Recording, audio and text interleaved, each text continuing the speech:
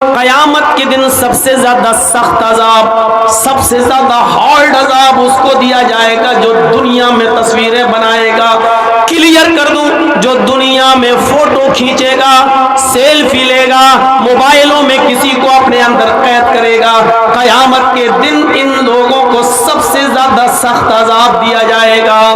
سوچیے، سوچ، آج ہم سوچ بدلیں گے بس۔ اللہ کے رسول نے اس پر کیا کہا؟ اشد الناس عذابا، لوگوں میں سب سے زیادہ سخت عذاب اس کو دیا جائے گا۔ ایک تو ہوتا عذاب دیا جائے گا، آگ میں ڈال دیا، نہیں، ایک ہوتا ہے لوگوں میں سب سے زیادہ سخت عذاب۔ اور جہنم کا سب سے زیادہ سخت عذاب کیا ہے آپ کو معلوم ہے؟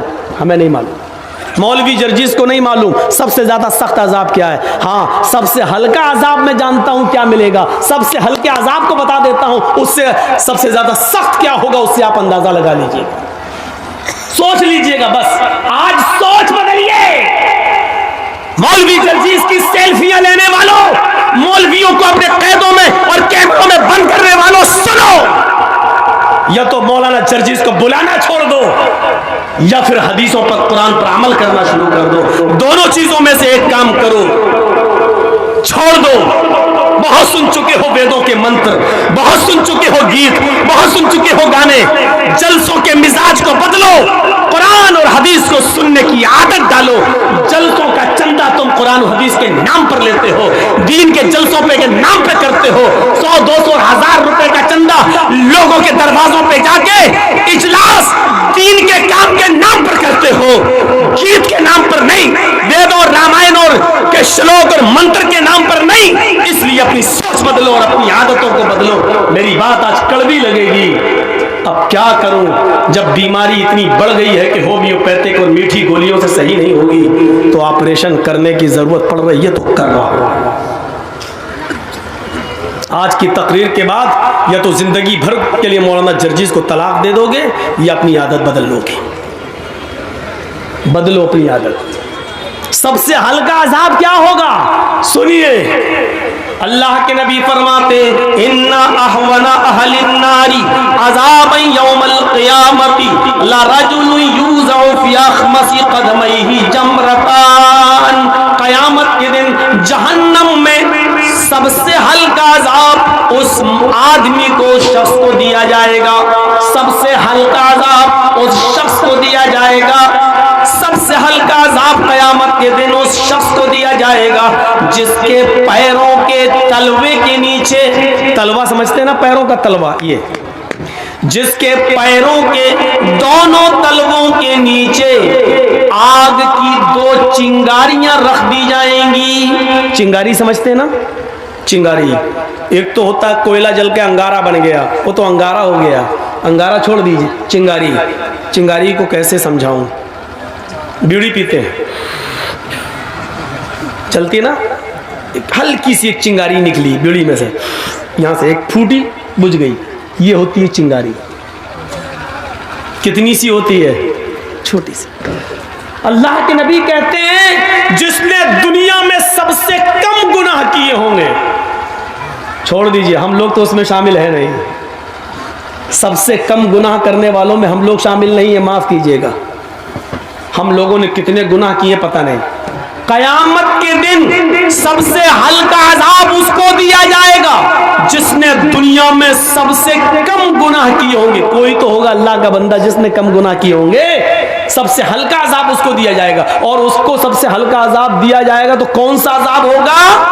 لرجل یوضع فی اخمص قدمیہ جمرتان، اس کے پیروں کے دونوں تلووں کے نیچے آگ کی 2 چنگاری رکھ دی جائیں گی، ہلکی ہلکی سی 2 چنگاری، صرف 2 چنگاری اس کے دونوں پیروں کے نیچے رکھ دی جائیں گی، ایک ادھر ایک ادھر۔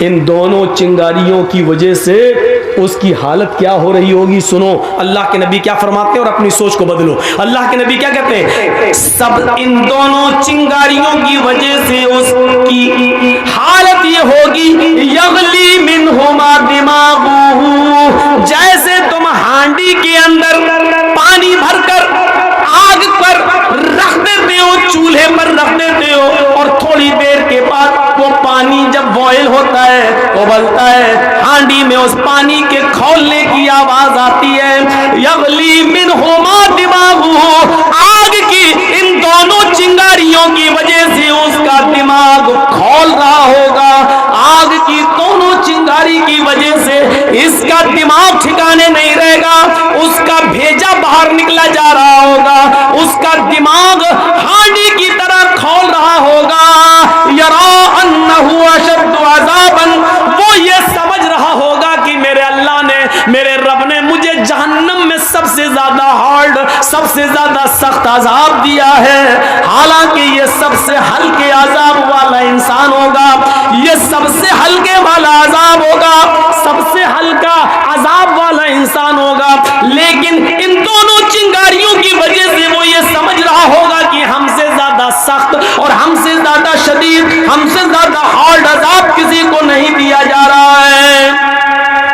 فوٹو بنانے والوں تصویریں کھینچنے والوں اب سوچو مجھے معلوم ہے کہ میری اس تقریر کے بعد بھی تم نہیں مانو گے کچھ لوگ کتے کی پونچھ کی طرح ٹیڑھے ہوتے ہیں ان کو 100 سال کے بعد بھی کتے کی پونچھ کو اگر نکالو گے تو وہ ٹیڑھی نکلے گی سیدھی نہیں ہوگی اس کے بعد بھی چپکے سے کسی نہ کسی طریقے سے لے لیں گے ہوتا ہے میری نہیں کسی اور کی وہ لیں گے نہیں بدلے گی عادت مریں گے تب دیکھا جائے گا ابھی تھوڑی مر رہے ہیں ہم مرنے سے پہلے توبہ کر لیں گے جب اللہ رب العالمین کا فیصلہ آ جاتا ہے تو کبھی کبھی وقت ایسا بھی ہوتا ہے کہ توبہ کے تب توبہ کی مہلت بھی نہیں ملتی ہے کسی سے معافی و تلافی کی مہلت بھی نہیں ملے گی کبھی کبھی ایسا منظر بھی سامنے آ جاتا ہے میرے پیارے ساتھیوں غور کیجئے اس منظر کو دیکھیے سوچ بدلیے اپنی سب سے ہلکا عذاب اس کو دیا جائے گا جس کے پیروں کے تلوے کے نیچے 2 آگ کی چنگاریاں رکھ دی جائیں گی جب سب سے ہلکا عذاب ہی ہوگا تو تصویر بنانے والوں کو سب سے زیادہ سخت عذاب دیا جائے گا تو سب سے زیادہ سخت عذاب کیا ہوگا ان اشد الناس عذابا یوم القیامت المصورون قیامت کے دن سب سے زیادہ سخت عذاب ان کو دیا جائے گا جو دنیا میں تصویریں بنائیں گے جو دنیا میں فوٹو کھینچیں گے جو دنیا میں اپنے موبائل میں کسی کو قید کریں گے سوچو تم اللہ رب العالمین کی ایک تخلیق اللہ نے انسان کو جاندار کو پیدا کیا تم اس کو اپنے کیمروں میں بند کر رہے ہو جبکہ تم اس کے اندر روح نہیں ڈال سکتے ہو قیامت کے دن اللہ تمہارے ان کیمروں کو تمہارے سامنے پیش کر دے گا تم نے جن چیزوں کو کھینچا ہے وہ پیش کر دے گا تم نے اپنے موبائل سے ڈیلیٹ ضرور کر دی ہے مولانا جرجیز کی تصویر فلاں مولانا کی تصویر لیکن فرشتوں نے جو ریکارڈ کر لیا ہے وہ تصویر ڈیلیٹ نہیں ہوگی قیامت کے دن ان تمام تصویروں کو سامنے رکھا جائے گا پھر اللہ کہے گا ان کے اندر روح ڈالو جو نہ تمہاری طاقت ہے نہ ہماری طاقت ہے نہ تمہارا باپ روح ڈال سکتا ہے نہ میرا باپ روح ڈال سکتا ہے اللہ کہے گا اے فرشتوں انہوں نے ہماری تخلیق کی ہے انہوں نے جانداروں کی تصویروں کو قید کیا ہے پھر اس نے روح نہیں ڈالی ہے لے جاؤ ان کو جہنم کے اندر پھینک دو اور سب سے زیادہ سخت عذاب دو سب سے زیادہ ہارڈ عذاب انہی کو دو وہ سب سے زیادہ سخت عذاب کیا ہوگا ہمیں نہیں معلوم ہاں سب سے ہلکے عذاب سے ہم سوچ سکتے ہیں کہ جب ہلکا عذاب ہی ہے تو سخت عذاب پھر کیا ہوگا سخت عذاب کیا ہوگا اپنی سوچ کو بدلو ہم اپنی سوچ نہیں بدل پا رہے ہیں اللہ نے کیا کہا سوچو غور کرو کہ کل قیامت کے دن کے لیے تم نے کون سی تیاری کری جب یہ سوچو گے کہ ہمیں قیامت کے دن اللہ کے سامنے سوال کا جواب دینا ہے تو ہم دنیا میں اللہ سے ڈریں گے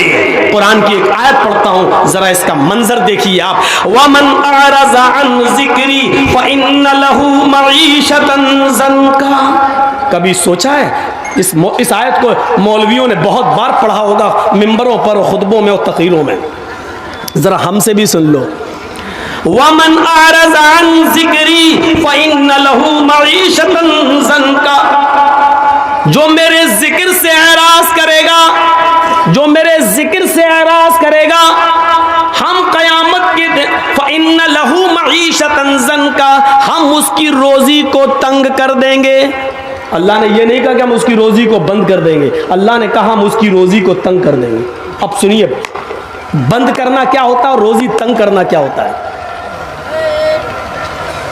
اب کسی کی آواز نہیں نکلنا چاہیے، جو جس کی آواز نکلے اس کو فوراً بھگاؤ یہاں سے. تھوڑا سا سن لیجئے. میں چاہتا ہوں کہ بہت آسان اردو میں آپ کو سمجھاؤں، کیونکہ یہ ملا جلا بیلٹ ہے. آپ لوگ بنگلہ بھی سمجھتے ہیں لیکن بہار ہے، اس لیے آپ ہماری جو زبان سے اردو لفظ نکل رہے ہیں آپ اس کو، ہم بہت آسان اردو بولتے ہیں تاکہ آپ اور ہم سب اور ہماری ماں بہنیں بھی سمجھ جائیں. اگر ان کے کانوں میں میری آواز جا رہی ہے تو تھوڑی دیر کے لیے وہ اپنی ساڑی اور اپنی سینڈل دوسروں کو دکھانا چھوڑ دیں. عورتوں کی عادت ہوتی ہے، ساڑی تیری کتنے کی، کہاں سے لی، چپل کتنے کی، یہ لپسٹک کہاں ملی ہے، یہ دوپٹہ کہاں ملا، بھی بلاؤز کہاں سے لائی. یہی ان کی عادت ہوتی ہے اور یہ عادت ان کی کبھی بدل نہیں سکتی. فطرت ہے، فطرت ہے، عادت کبھی نہیں بدل سکتی ہے. تو سنیے، وَمَنْ أَعْرَضَ عَنْ ذِكْرِي، پہلے تو یہ سمجھو کہ ذکر کس کو کہا گیا. جو میرے ذکر سے اعراض کرے گا، اعراض کا مطلب منہ پھیرے گا. اب اعراض بھی بتانا پڑے گا نا. وَمَنْ أَعْرَضَ عَنْ ذِكْرِي، جو میرے ذکر سے اعراض کرے گا. اعراض کرنے کا مطلب پیٹھ دکھائے گا، منہ پھیر لے گا. ایک ہوتا منع کر دینا، ہٹ نہیں، مانے گا لیکن پیٹھ پھیر لے گا، ابھی ہم نہیں کر رہے چلو. یہ ہے اعراض کرنا، یہ ہے اعراض کرنا. وَمَنْ أَعْرَضَ عَنْ ذِكْرِي، جیسے میچ دیکھ رہے ہیں ہم، انڈیا پاکستان کا میچ آ رہا، 5 اوور رہ گئے ہیں. اسی بیچ میں اذان کی آواز آ گئی، اللہ اکبر اللہ اکبر. ہم 5 وقت کے نمازی ہیں لیکن میچ دیکھنے کے شوقین ہیں. یا اللہ 5 اوور رہ گئے ہیں، پتہ نہیں کون جیتے گا. اگر نماز پڑھنے جاتے ہیں تو میچ کا مزہ نہیں لے پائیں گے.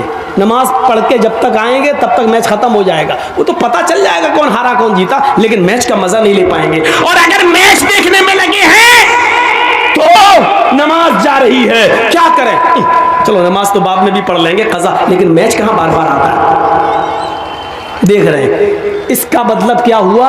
آپ نے نماز پڑھی، اگرچہ پڑھی لیکن اذان ہو رہی ہے، آپ میچ دیکھ رہے ہیں، مسجد میں نہیں جا رہے ہیں، تو اس کا مطلب یہ ہوا کہ آپ نے نماز سے اعراض کیا ہے. پڑھی ہے لیکن اس وقت نہیں پڑھی جب آپ کو جانا چاہیے، آپ نے اعراض کیا. یہ ہے اعراض کرنا. وَمَنْ أَعْرَضَ عَنْ ذِكْرِي، اور ذکر سے مراد نماز ہے، ذکر سے مراد نماز ہے. قرآن میں اللہ تعالیٰ نے فرمایا اِذَا نُودِيَ لِلصَّلَاةِ مِنْ يَوْمِ الْجُمُعَةِ فَاسْعَوْا إِلَىٰ ذِكْرِ اللَّهِ، جب جمعے کے لیے مؤذن اذان دینے لگے اور بلانے لگے، پکارنے لگے اللہ اکبر اللہ اکبر، جب جمعے کی اذان کی طرف تمہیں بلایا جائے، جب جمعے کی نماز کے لیے تمہیں بلایا جائے، اِذَا نُودِيَ لِلصَّلَاةِ، جب نماز کے لیے تمہیں آواز دی جائے یعنی اذان کی آواز آئے، فَاسْعَوْا إِلَىٰ ذِكْرِ اللَّهِ، تو تم چل پڑو. کہاں؟ اللہ کے ذکر کی طرف. دیکھیے یہاں ذکر کہا، اللہ کے ذکر کی طرف، یعنی جمعے کی نماز کے لیے. ذکر سے مراد نماز. یہاں اللہ نے کیا کہا؟ وَمَنْ أَعْرَضَ عَنْ ذِكْرِي، یہ چیز جو ہم آپ کو سنانے جا رہے ہیں، یہ ایسی چیز ہے میرے بھائیوں جو آپ نے اب تک نہیں سنی ہوگی میری زبان سے. اب تک اس علاقے میں سنیے اس کو، آج میں اپنے انداز میں آپ کو سنا رہا ہوں اور بہت کام کی چیز ہے. آپ کو جانا ہوگا تو چلے جائیے، لیکن اس اعراض کو اور ذکر کی بات کو سننے کے بعد آپ جا سکتے ہیں، آپ جس کو جانا، لیکن یہ سن لیجئے وَمَنْ أَعْرَضَ عَنْ ذِكْرِي، جس نے ہماری نماز سے اعراض کیا، ہمارے ذکر سے اعراض کیا، فَإِنَّ لَهُ مَعِيشَةً ضَنْكَ، ہم اس کی روزی کو تنگ کر دیں گے. آج یہ شکایتیں ہیں کہ اے بھیا، تمہاری ویڈیو سیٹ نہیں ہو پا رہی ابھی تک، تم ہی اکیلے پیسہ کما رہے ہو یار. ہمیں تقریر کرتے ہوئے 1.5 گھنٹہ ہو گیا، ان کا ویڈیو سیٹ نہیں ہو پا رہی ہے. ان کو بٹھا لو، کہاں جا رہے ہیں، ان سے کہو یہیں پیشاب کر لو. دیکھیے ہم کو سامنے سے جو آدمی اٹھتا ہے تو ہم کو بہت ڈسٹرب ہوتا ہے. میں اپنی عادت بتا دے رہا ہوں. ایک بار حیدرآباد میں تقریر کر رہا تھا، سامنے سے ایک آدمی اٹھا، میں سمجھا پیشاب کرنے جا رہا، آیا سیدھا مائک پکڑ کے کیا بول رہا ہے، پھر انڈے ٹماٹر پتھر سب چلا. وہاں جو ہوا تو اس لیے وہ جو میرے دماغ میں بیٹھ گیا وہ نکلتا نہیں ہے. جو آدمی بیچ سامنے سے اٹھتا ہے میں سمجھتا ہوں یہ مائک پکڑنے آ رہا ہے، یہی سوچتا ہوں. تو یا تو سامنے بیٹھا مت کرو، اور بیٹھتے ہو تو اٹھا مت کرو. 80 سال کے بڈھے بھی اٹھتے ہیں. اب بتائیے بیچارے وہ چاچا اٹھ کے کہاں جائیں گے، اب تو چاچی کے لائق بھی نہیں رہ گئے. اب وہ جائیں گے تو کہاں جائیں گے سمجھ میں نہیں آتا. بیٹھو سنو اللہ اللہ کرو تقریر کرو. وَمَنْ أَعْرَضَ عَنْ ذِكْرِي جو ذکر سے نماز سے منہ موڑے گا اعراض کرے گا ہم اس کی روزی کو تنگ کر دیں گے. اللہ نے کہیں نہیں کہا کہ ہم اس کی روزی بند کر دیں گے. کیا بے نمازیوں کو روزی نہیں ملتی ہے؟ ملتی ہے, لیکن اللہ کہتا ہم اس کی روزی کو تنگ کر دیں گے. تنگ کرنا جانتے ہو؟ بہت روپیہ آئے گا میرے پاس لیکن آنے کے بعد رکے گا نہیں میرے پاس. اچانک میرے پاس 1 لاکھ روپیہ آیا 2 دن میں ختم. مولانا کیا پیسہ تو آتا ہے لیکن رکتا نہیں ہے, کیوں؟ کبھی بیٹا بیمار, کبھی بیوی بیمار, کبھی بچی بیمار, کبھی یہ بیمار. اسی کو کہتے ہیں تنگ کرنا. ہم تمہاری روزی کو تنگ کر دیں گے. پیسہ آئے گا لیکن رکے گا نہیں. یہ ہے روزی کو تنگ کرنا. اب جا رہے ہو جھڑ پھکوں کے پاس. جھڑ پھکا سمجھ رہے ہو نا؟ مولوی, مولانا صاحب کیا برکت نہیں ہو رہی گھر میں. کیوں نہیں ہو رہی؟ پتہ نہیں مولانا صاحب, پتہ لگاؤ. پیسہ تو بہت آتا ہے لیکن رکتا نہیں ہے. مولانا صاحب بیچارے وہ کیا پیسے کو روکیں گے؟ اگر مولویوں کے پاس پیسہ روکنے کی کوئی دعا ہوتی تو بیچارہ 5,000 روپے میں مسجد میں نماز کیوں پڑھاتا؟ 2-4-5 ہزار روپے کے لیے جلسہ کیوں کرتا؟ یہ ہماری عقل ہے. سوچو, میں نے پھر کہا سوچ بدلو, سوچ بدلو. تم مولویوں سے تعویذ لے رہے ہو. ارے مولوی کے پاس تو خود بیچارے کے پاس انکم نہیں ہو رہی ہے. مولوی خود بددعا دے رہا مدرسے کے سیکریٹری کو, خود تو کماتا ہے 1 لاکھ روپیہ, ہم کو دے رہا 5,000 روپیہ. ایک مولوی صاحب تو مسجد میں دعا کر رہے تھے خطبہ دینے کے بعد, اللہ جتنی تنخواہ ہماری اتنی مسجد کی سیکریٹری کی کر دو. اب کوئی آمین ہی نہیں بول رہا. مسجد کا سیکریٹری بھی آمین نہیں بول رہا. کیوں نہیں بولتا؟ بول. نہیں صاحب تب تو برباد ہو جائیں گے. مولانا صاحب دعا کر اللہ میری روزی روٹی میں برکت دے, بول آمین. یعنی 5,000 روپے میں آمین ہو رہی ہے. اور جب وہ مولوی دعا کرتا اللہ مدرسے کے سیکریٹری کی, مسجد کے سیکریٹری کی, سب کی اتنی تنخواہ کر دے جتنی میری, تو کوئی آمین نہیں بولتا. اس سے آپ اندازہ لگا سکتے ہیں کہ آپ کو کتنا ڈر ہے. 5,000 6,000 10,000 روپے میں آپ جانتے ہیں کہ میرا گھر نہیں چل سکتا ہے, تو پھر مولویوں کے لیے کون سوچے گا؟ علماء کے لیے کون سوچے گا؟ مسجد کے اماموں کی فکر کس کو ہوگی؟ سوچو.